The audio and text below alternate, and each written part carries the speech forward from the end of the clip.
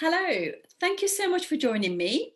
I thought I'd do my first lesson today on, like a recorded one with the charts so we can start looking and applying things as we go along. So let me share there we go. So let's get rid of me as well so we can actually see everything. So it doesn't matter. This is Princess Diana's chart. We will eventually look at it. But for today, I'm just literally going to just show you just very basic stuff at the beginning. So I use Prashara Light and I use Vedic Astrology with Sidereal Zodiac. The Ainamsha that I use is called Lahiri, and also I use mean notes. So this is just for your information. You can Google all of those things and find out what everything means, but this is basically the very basics of what I use. So, and also I use, I'm not very much used to the North Indian. This is a North Indian chart and this is a South Indian. And I know in Western astrology, they use circular charts. So these are the Indian ones, and I actually find it much easier to look at this South Indian because the houses always remain in the same place. What changes is the ascendant. So ascendant could be like in any of these houses, depending on whose chart we're looking at. And it always goes clockwise. So this is Scorpio ascendant, Sagittarius, Capricorn, Aquarius, Pisces, Aries, Taurus, and back to Scorpio. This is a North Indian one, and they're kind of like the angular houses, first, fourth, seventh, and 10th are always in the biggest sort of like diamonds, and their first house is always on top. So obviously these numbers that you see here are actually, because obviously we always use a natural zodiac. Natural zodiac always starts with Aries. So Aries is always number 1, number 2 is Taurus, number 3 is Gemini, number 4 is Cancer, number 5 is Leo, number 6 is Virgo, number 7 is Libra, number 8 is Scorpio, 9 Sagittarius, 10 Capricorn, 11 Aquarius, and 12 is always Pisces. So this is what these numbers are. So 12 is Pisces, this is Aries, this is Taurus, this is Virgo. That's how it goes. And I can't read this purely because I can't see the aspects very well with this one, whereas I can see the aspects much easier on this one. We'll come to that soon. But when you naturally hear from natural zodiac, it's always, they're talking about Aries. Aries is number 1 sign. So this is Aries. Okay. So in the natural zodiac, well, generally speaking, in the zodiacs, we have 12 houses naturally. And we have, let's just show you this with, going to start drawing on it. So this is Aries, and Aries is a fire sign. So we're going to do red for fire. This is male, so it's a masculine sign. It is ruled by Mars, and it's movable or cardinal. So it's, there is progression in there. And so it's house of initiation. It's ruled by Mars, and it represents the head, because we're born normally with the head coming into the world first. So it represents, as the first house of zodiac, it represents how we look, our personality, our constitution, all of that kind of stuff is to do with the first house. And I know you could say, well, I'm second house, I'm Taurus. So yes, so Taurus will still be your first house. But so that would be like how you look and your character and everything. But I'm just talking about natural zodiac, and you're always going to hear about natural zodiac. And so this is first house is a trinal house and also an angular house as well. So that will make sense as we go along. So, and the second house is Taurus. Taurus is ruled by Venus, and it's a fixed house, and it's an because fire signs are more about excuse me, initiating, and earth signs are much more about security, something tangible, like sustenance, really. So earning money, working in order to pay the bills, that kind of thing. That's these are earth signs. It's all about something tangible.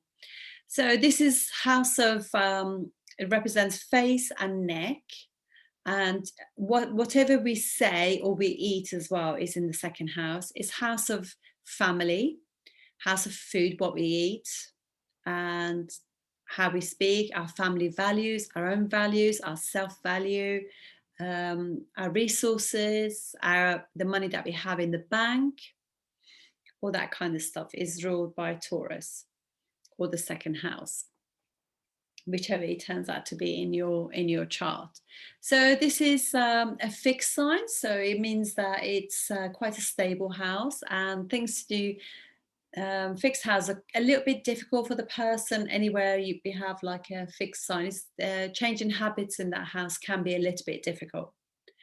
Then we have this is also a very feminine house as well. Third house is Gemini. It's an air sign. It's ruled by Mercury. Mercury is a dual planet in nature. It rules hands, arms, shoulder, respiratory system, skin, and the nervous system as well, and speech. And this is the house of it's dual house. So it's a little bit fixed and a little bit movable in nature, so more flexible. The 15 degrees, I always think of it like this. The 15 degrees nearest to Taurus, which is fixed, is fixed. The later sort of 15 degrees, because it's near Cancer, is more changeable, movable in nature. So yeah, it's a dual sign. It's about rules, friends, interests, siblings, walking and talking and communicate, any form of communications, the arts, writing. I said travel. I think is thinking process. Is your friends, your neighbours, your colleagues. It's all the things you're interested in as well. So, and house of learning as well. And then fourth house is your early education. Is Cancer is a water sign. It's ruled by the moon, and it's obviously both moon and Cancer. They're both very emotional houses. It's anything to do with that. Any planet in there, we just kind of connected to it emotionally, if you like. It's also house of security, house of memory, house of happiness, mum, nourishing, nurture that we've had of our family, house of family, house of receptivity, how we are in relationships. All of that is to do with Cancer. And then we have Leo, which is house of intelligence. And whereas actually, just wanted to say Cancer rules your emotional heart, your hormones, and the water levels in your body. And also Leo, as I said, intelligence, children, creativity, is house of good karma from previous life, is house of stocks and shares, games, partying, romance, all that kind of having fun, really. And it's a fixed house. It's ruled by the sun, and it's a fire element, and it's masculine. Cancer is feminine, obviously. Then we have Virgo. Virgo is feminine. It's an earthy sign. It's all to do with service, cousins, daily routine, debts and enemies and obstacles and injuries and sickness, and daily routine, nutrition, exercise, things like that. Divorce can be a house of kind of like obstacles and things like that. House of litigations as well. and it's ruled by Mercury, and it's house of logical. It's a house of logical and analytical house as well. So it's all about kind of like discerning and finding out what's what really. So Leo rules stomach and also heart, physical heart, and Virgo rules digestive system.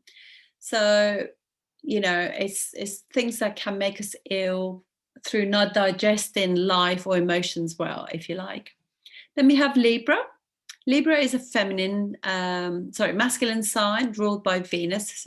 Venus is feminine, but Libra is actually masculine. Is house is an air sign, which is all to do with interaction with others, communicating with others. It's kind of sharing, and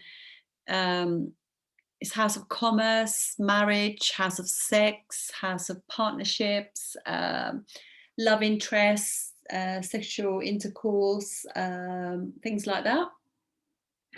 And as I said, you know, it's ruled by Venus. It also rules your sexual organs on the outside. And yeah, so ruled by Venus, I said that. So then eighth house is Scorpio. Scorpio is ruled by Mars and Ketu, South Node of the Moon, is another karmic house. Virgo is also a karmic house, so is Scorpio. Sixth house and eighth house, so they are karmic houses. And this is house of kind of divorce, scandals, sex, house of research, psychotherapy, house of kind of I would say house of lottery wins, taxes, things like that. And your secret enemies. It's ruled by Mars and Ketu, as I said, but this is house, very emotional house, because the water sign is fixed in nature. So it's quite difficult house to change habits in. Then we have Sagittarius, which is a dual sign ruled by Jupiter. It's about speaking the truth. It's a fire sign. It's house of pilgrimage, religion, higher education, far distance travel, house of learning, publishing. I said higher education, I think foreign lands, things, culture. And also seventh house is house of overseas as well, by the way, because obviously if you're born in the first house, seventh house is the furthest away from you, so it's far away from you. And as I said, ruled by Sagittarius, ruled by Jupiter. And then we have Capricorn. It's an earth sign. It's about accumulating, the same as Virgo and Taurus, another one of the earth signs. This is the natural 10th house of the zodiac. And it's about your career, your sort of karma to the world. And it's ruled, whereas Sagittarius is rules the kind of hips and thighs. Capricorn rules your knees, you know, like so it can sometimes, you know, like Saturn is ruled by Saturn, and your work sometimes can bring you to your knees. That's this house. It's a house that is very, very restrictive. You kind of, it's your commitment house, because you have to sort of like fulfill your karma in the world.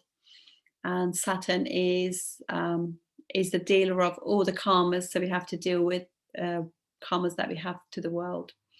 And it's very reliable house. It's very consistent. The house that you just literally, the harder you work, the more you gain from it. And 11th house it's a feminine house, by the way, feminine sign, and it's earth sign. And then 11th house is house Aquarius. Is ruled by Saturn, co-ruled by Rahu, north node of the moon. It's house of, obviously, technology, because of Rahu rules that. And it's house of things to do with big groups of friends, networks, large organization, humanitarian causes, and also gains, large gains, and gains from your career, because the second house is from your 10th house, so it's what you gained from working. It's an air sign, so it likes to share ideas with others, and it's fixed in nature. It's very fixed in nature, actually, because it's the last fixed house of the zodiac. And then we have Pisces, which is ruled by Jupiter. It's a water sign. It's obviously emotional. It's a dual house. It's feminine in nature. Aquarius is masculine, and it's ruled, as I said, by Jupiter. And the 12th house is representative of faraway lands. It's house of loss, expenses, sleep, regeneration, meditation, hospitalization, laboratories, completion, your imagination as well. And all the things like yoga and Tai Chi and all of that, they would all go into this house as well, because they're all disciplines to actually calm the mind and restore after sort of sleep, and everything has of how you sleep too. So this is the natural zodiac. So when obviously depending, say if you were, say for example, if you were a Virgo ascendant, so this will be your first house. So this will be representative of you, how you look and all of that. And so this will be your second house. So this will be your family and your family values and resources. Third house will be how you communicate. Fourth house will be, you know, Sagittarius. Do you know what I mean? So you just literally, every ascendant has got its own kind of, so the second and the houses will be according to where the ascendant is from the ascendant. So this is all kind of like the different houses and everything. And I just wanted to just also point out that I will be using nakshatras as well as we go along. So, so behind every single one of these houses, there are two and a half sort of nakshatras working behind scenes. There are 27 of them in total, and each of them occupy 13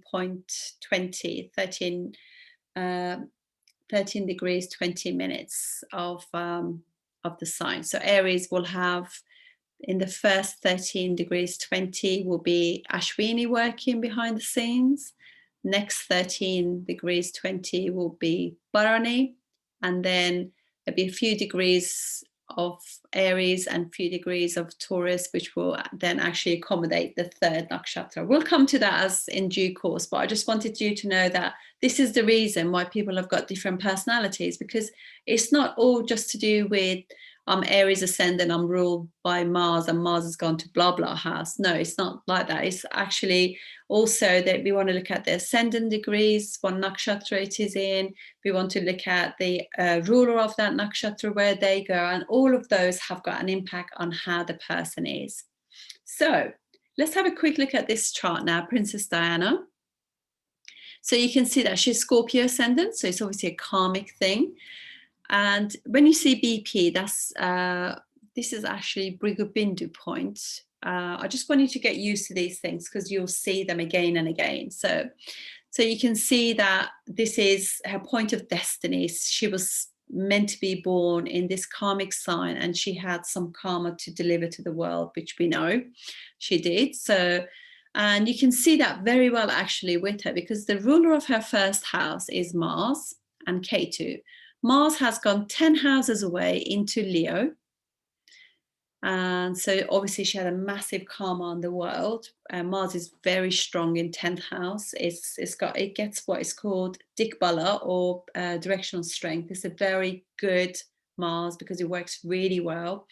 Because it's in Leo, and Mars is friendly with the ruler of Leo's sun, but also because it's a very, very it's a Mars that can focus really well on everything and be very logical about everything. And Rahu sitting there magnifies everything to do with her 10th house. So she is, it gives massive fame, massive fame.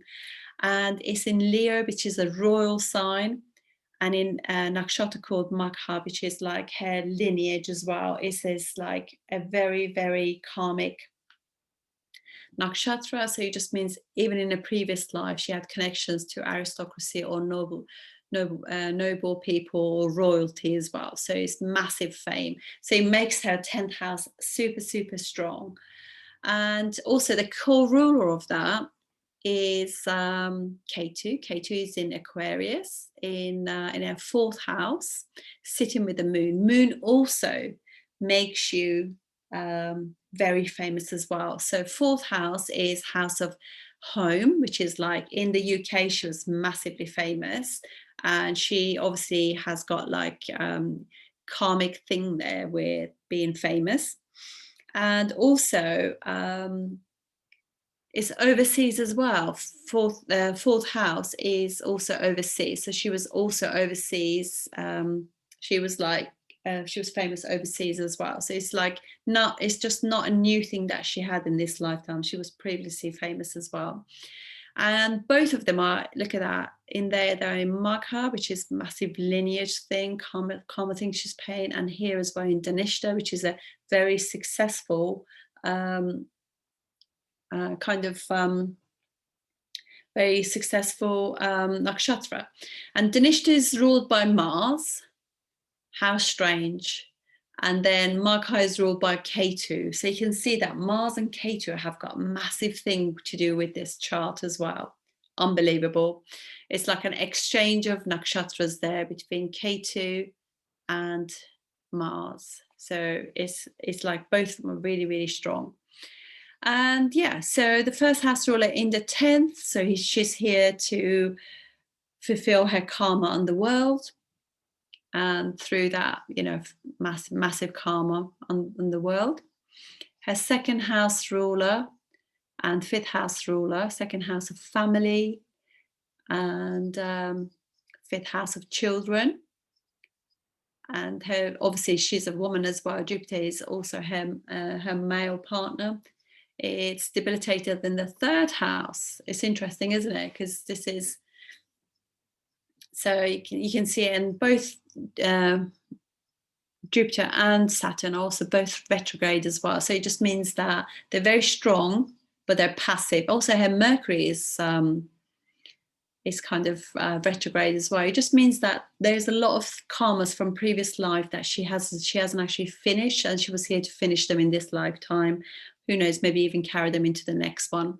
But obviously Saturn is very strong, despite the fact that it's retrograde and it's sitting in Capricorn. Saturn in Capricorn is very, very, very strong. It's very almost like it's like a constitution, if you like. And you can see that the family of her husband's family are an institution, really. But you know, obviously her husband material you know, is actually debilitated. And you know, with her children as well, you know, she wasn't around to see them grow up, so it's a massive thing that she's had to pay. So in terms of the second house of, you know, even though, you know, second house ruler and fifth house ruler debilitated in the third, but obviously it just means that it's not weak, that Jupiter, by any means, but it's obviously, you know, it just means that it didn't give the fulfillment that she wanted as well. And well, Saturn is very supportive of that, and you can see that's her image on the world as well. Third house, how she communicated. She was very eloquent and very beautifully spoken, and she was very you know, you can see that Jupiter really helped that house as well. She did have a very good sense of humor, but you can see that comes from a very strong Mercury as well. And she was also, you know, she had a very gentle and kind sort of way about her as well. Then we have Moon in the fourth house. Moon is the ruler of her ninth house of happiness and kind of like happiness rules her ninth house of father as well, and obviously it talks about her parents, really, both of them. So you can see Moon being with K2. So it's there's a loss of, she didn't really have a proper good relationship with her mum and her father as well. I think she was kind of lost her relationship with him for a bit as well. And also fourth house is vehicles as well, and K2 there. So this is unfortunately the accident that she had, and she passed away being in a car. So that was end of life thing for her there as well.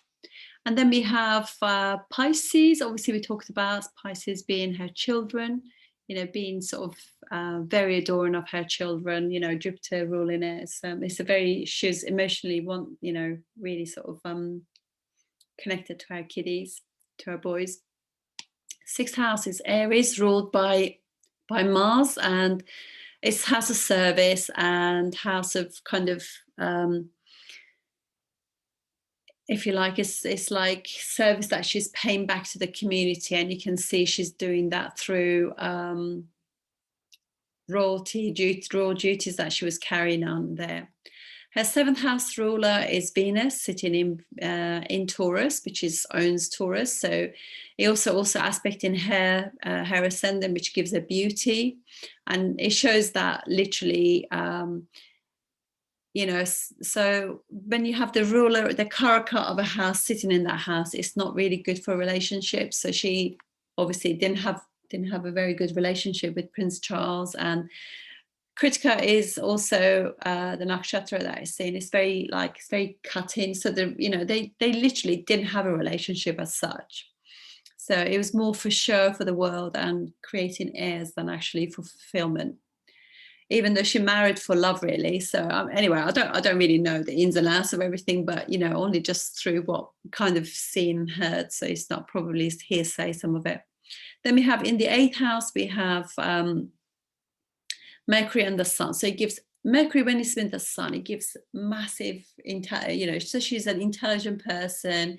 You can see Mercury being strong there. You can see that she's witty and funny and very dexterous, and she's got a massive interest in the arts. You'll see that also by Venus being so strong as well. So you can see that she's literally enjoys all kinds of things, probably writing as well, and being around friends.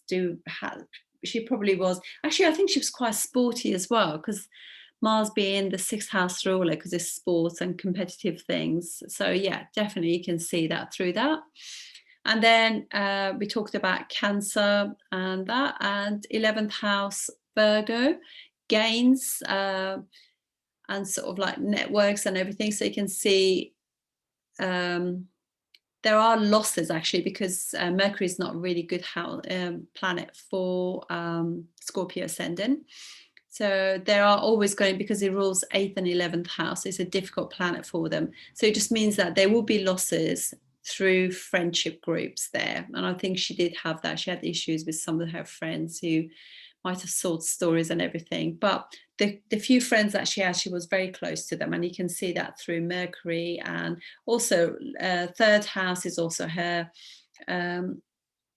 friendship groups as well, and that just shows very, very loyal friends as well, with Saturn being there. She probably has known them all her life, kind of thing. And obviously Venus rules the 7th house and the 12th house Libra, and obviously Scorpio ascendant, by the sheer fact that Venus rules their 7th and the 12th, they will have losses through partner anyway. It's just one of those things. So this is how you can just very quickly read the chart. So that's it for today. I think we'll come back to and do more on the next video. Thank you for watching. Thank you.